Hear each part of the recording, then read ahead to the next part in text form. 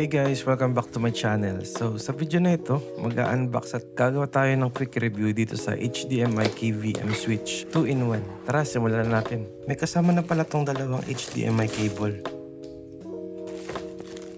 And then may controller pa siya para in case itago nyo yung hub, pwede nyo pa rin siyang ma-switch.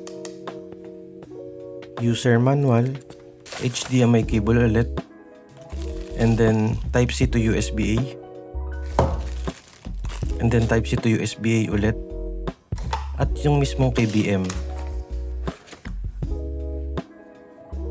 So dito naman kinokonek yung desktop controller at saka yung mga peripherals.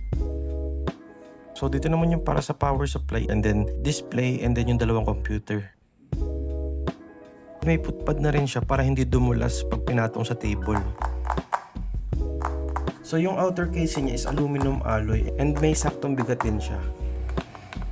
Ito naman yung HDMI out, so dito mo ikakabit yung monitor.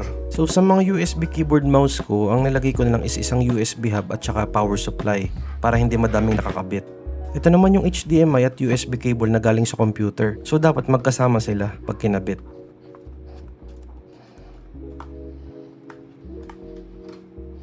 Ito naman yung para sa laptop, bali naka USB hub din siya. And then i-connect mo na yung HDMI and then yung data cable niyang Type-C. And then magkasama pa rin sila.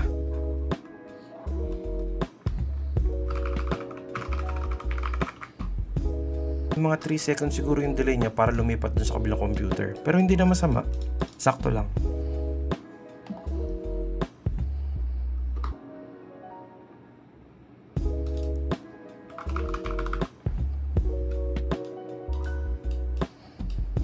In case naman gusto nyong itago yung mismong KVM, so dito nyo sasaksak yung desktop controller para mas malinis tingnan pag nag-setup kayo.